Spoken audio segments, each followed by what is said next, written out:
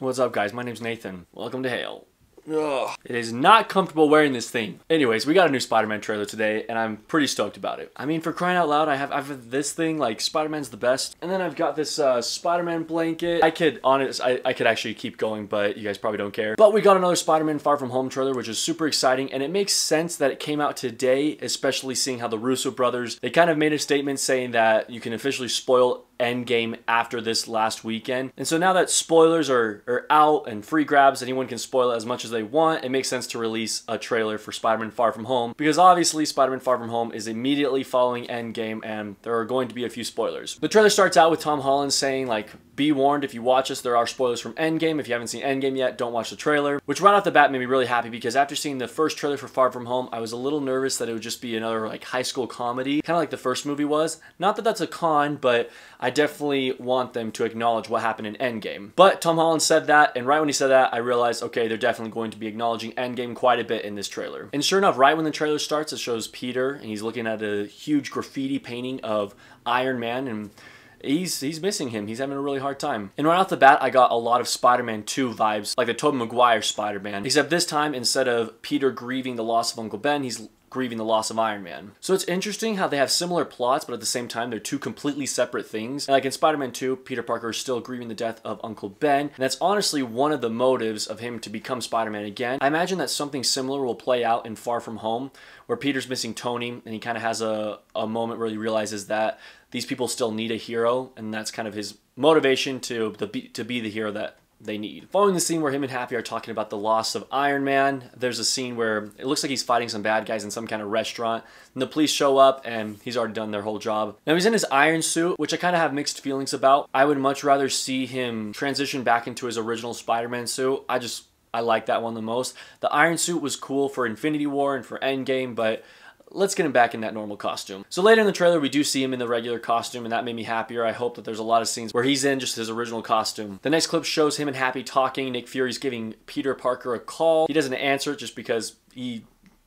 doesn't want to. The next few scenes are just a few high school scenes that you would expect out of a high school comedy. They're on vacation, they're enjoying their time. Suddenly Nick Fury visits him, brings him to some kind of secret location. Right off the bat, he meets Quentin Beck, or as we know him, Mysterio. And it automatically gives a way different vibe than the first trailer did. The first trailer kind of plays Mysterio off to be the bad guy of the movie. This new trailer definitely gives him more of a vibe of a good guy who wants to work with Spider-Man. I don't buy it though. So Peter and Beck, they meet. We find out that Beck is actually from Earth, but from a different dimension. And so it introduces the whole entire idea of multiverses, which many people are speculating will be an easy way to introduce new superheroes into the MCU, such as the X-Men. But my first thoughts when I heard about a multiverse was the hopes of getting a Sinister Six movie, or combining villains from other Spider-Man movies, like maybe even Venom, for an example, putting Tom Hardy's Venom into Tom Holland's Spider-Man movie. Now, of course, it's not as simple as just throwing Tom Hardy into a Disney Marvel movie. There's a lot of paperwork and behind the scenes meetings that have to take place. But how cool would it be if this introduction to multiverse is Sony's and Disney's way of teaming up together even more? But a multiverse doesn't only mean that Tom Hardy's Venom could possibly be in this. This could also mean that there's more Spider-Man villains that are going to come in the future of Spider-Man movies. And like I said, it also introduces the ideas of other superheroes, but it's also probably going to affect the future of the whole entire MCU, which I think that's why Kevin Feige said that this movie is technically still part of the Infinity Saga,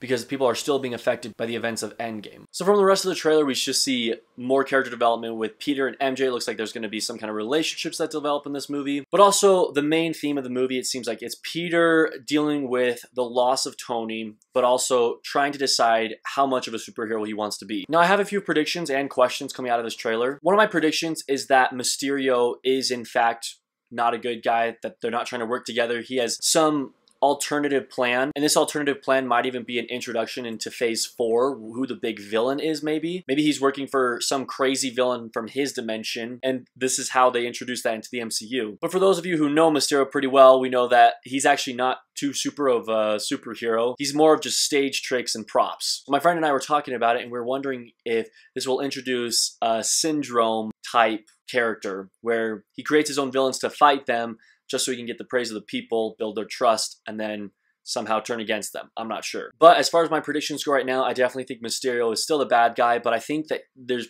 probably going to be something greater behind Mysterio that we're not yet sure of. There's probably going to be some kind of twist. Spider-Man Homecoming was pretty good at adding that twist where Vulture was the father of Liz, Peter's high school crush. I'm not saying that'll be the twist that he's like the father of MJ, but I think that there's going to be some kind of twist, something further to his character that we're not sure of yet. But one of my biggest hopes is that it acknowledges that all of Peter's high school friends disappeared from Thanos' initial snap. Otherwise, it makes no sense that they're still all right and still 5 years younger, that they're still the same age. It would have to be that they all disappeared. Otherwise, that's a huge plot hole. And the trailer ends with Peter saying the world needs this next Iron Man, and it shows him looking at almost a memorial for Iron Man, and he's really lost in thought, you can tell. And I just need to re-emphasize my earlier statement about how this movie will probably be pretty similar to Tobey Maguire's Spider-Man 2, except instead of him missing Uncle Ben, he'll miss Iron Man, and that'll be his motivation for doing what's right. But after this trailer, I'm really excited to see what we get from this movie. Comment below what you guys think of this new trailer, any predictions or questions that you may have. Thanks for watching. Get the hell out.